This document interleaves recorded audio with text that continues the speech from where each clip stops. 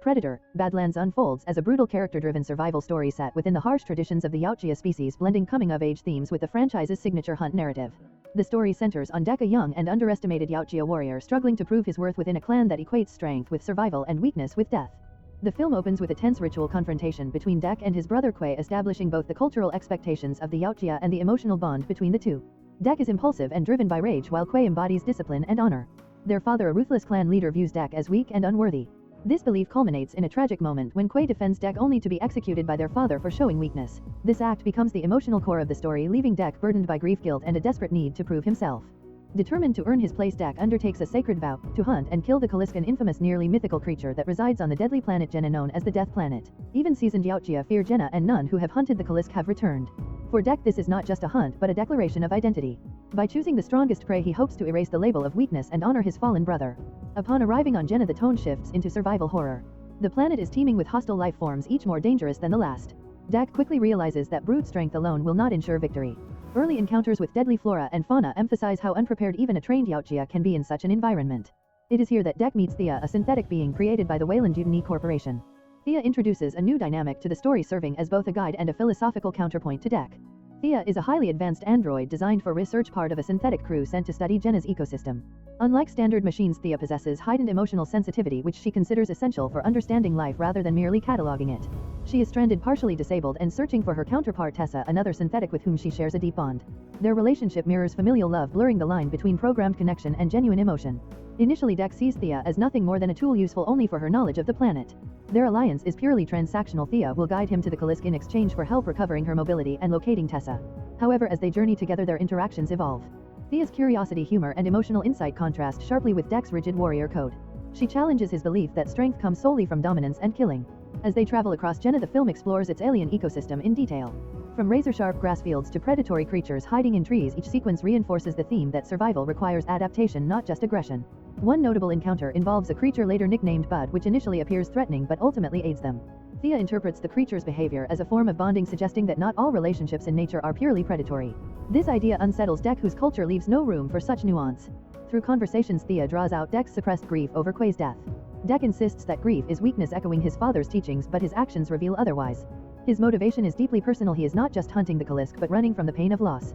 Thea in turn reflects on her own connection to Tessa, framing it as a form of sisterhood. This parallel allows Dek to reconsider his understanding of family and loyalty. A key thematic turning point occurs when Thea explains the concept of wolves on Earth, particularly the role of the Alpha. Contrary to Dek's belief that leadership is defined by killing power, Thea describes the Alpha as the one who protects the pack. This idea challenges Dek's worldview.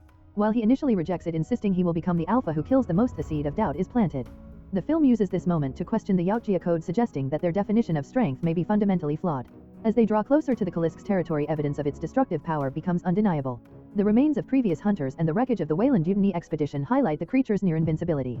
Thea reveals that she has encountered the Kalisk before and barely survived, losing contact with Tessa in the process.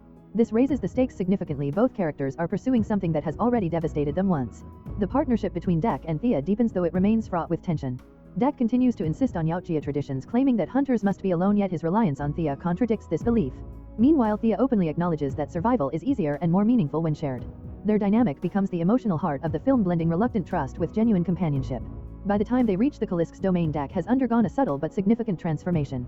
While still driven by his goal, he begins to show signs of restraint, strategy, and even empathy, qualities he once dismissed as weakness. Thea, now partially repaired, stands as proof that cooperation can lead to survival, reinforcing the film's central message.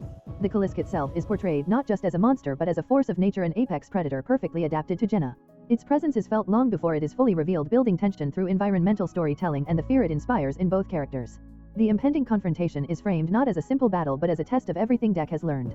After traveling together and surviving Jenna's deadly ecosystem, Dek and Thea finally reach the Kalisk's territory. Dek believes he is on the verge of completing his sacred vow and earning his place among the Yaoia.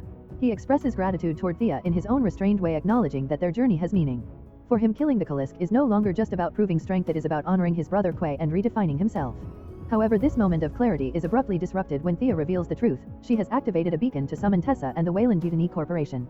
This revelation fractures their alliance. Dek realizes that Thea's goal was never aligned with his. She intended to capture the Kalisk, not kill it.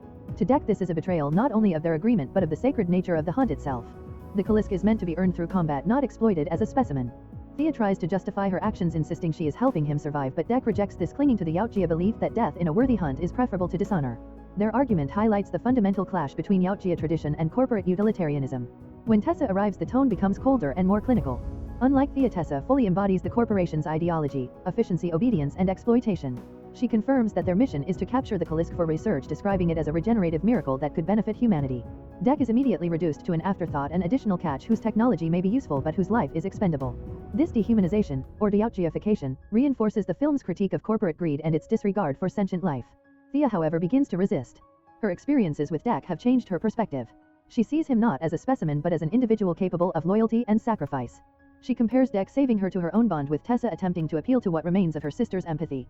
But Tessa rejects this, revealing a chilling philosophy: emotions were given to them not to connect but to better understand and exploit other life forms. In her view, Thea's empathy is a defect, one that must be corrected. This ideological divide culminates in Tessa turning against Thea. Declaring her broken, Tessa orders her to be decommissioned and boxed up, treating her like malfunctioning equipment. This moment mirrors Dek's past trauma, where his father killed Quay for showing compassion. The parallel is deliberate. Both the Yaoia clan and the corporation operate under systems that punish empathy and elevate ruthless efficiency. Thea's fate becomes a reflection of what Dek could become if he fully embraced his culture's harshest beliefs. Meanwhile, Dek is captured and restrained, subjected to interrogation about his weapons and technology. Even in captivity, he resists, refusing to be reduced to a tool. In a clever reversal, he deceives Tessa by presenting a seemingly harmless device described as a child's toy as something more significant. This device becomes the key to his escape, symbolizing both his growth in strategy and his connection to Quay. It is revealed to have deeper meaning, tied to memory and survival rather than destruction. Thea, despite her condition, helps Dek escape, reaffirming her loyalty to him. This act marks her full rejection of the corporation's ideology. Together they flee as chaos erupts, with the Kalisk now captured becoming a central point of conflict. It is revealed that the creature they encountered earlier, nicknamed Bud, is actually the Kalisk's offspring. This discovery reframes the Kalisk not as a mindless monster but as part of a larger ecological and familial system. Once again, the film challenges the idea that strength is purely predatory. Dek makes a critical choice. Instead of simply killing the Kalisk, he agrees to help free it. This decision represents the culmination of his transformation. He is no longer driven solely by the need to prove himself through conquest. Instead, he balances his desire for a trophy with an understanding of connection and responsibility. Thea in turn commits to rescuing her sister, believing that Tessa can still change. The ensuing sequences are filled with action and tension as Dek infiltrates the Wayland mutiny operations. Using both stealth and combat, he reclaims his gear and confronts the forces that sought to control him. The dynamic between hunter and hunted is reversed. Now the corporation's agents become prey. Dek's line questioning how it feels to be hunted encapsulates this shift, reinforcing the Predator franchise's core theme. During the climax, Dek faces Tessa directly. Their confrontation is not just physical but ideological. Tessa offers him a place, suggesting he yield and serve a greater system, echoing his father's earlier demands for conformity. Dek refuses, declaring that he has his own clan. This statement is significant. His clan is no longer defined by blood or tradition but by chosen bonds, Thea, and even the creatures they encountered. It is a rejection of both his father's cruelty and the corporation's control. The Kalisk is ultimately freed, and Dek claims his trophy not through domination alone but through survival strategy and cooperation. The hunt is completed, but in a way that redefines its meaning. He has proven his strength, yet also demonstrated restraint and growth. In the final moments, Dek returns to confront his past. His father reappears, representing the old Yaoia values that once defined him. Instead of seeking approval, Dek stands firm in his new identity. When offered a place in the clan, he refuses to submit, asserting independence. The line, "Perhaps the right son did survive," underscores the father's recognition, but it comes too late. Dek no longer needs his validation. The film closes with a sense of resolution and possibility. Dek has earned his cloak and his title, becoming Dek of the Yaoia, but on his own terms. Thea survives, having chosen compassion over obedience, and the Kalisk's fate suggests a restored balance rather than exploitation. The final hints of a larger threat, possibly tied to the corporation, leave room for continuation, but the emotional arc is complete. If you enjoy watching this video, then subscribe to Angel Recaps for the latest movies explanation.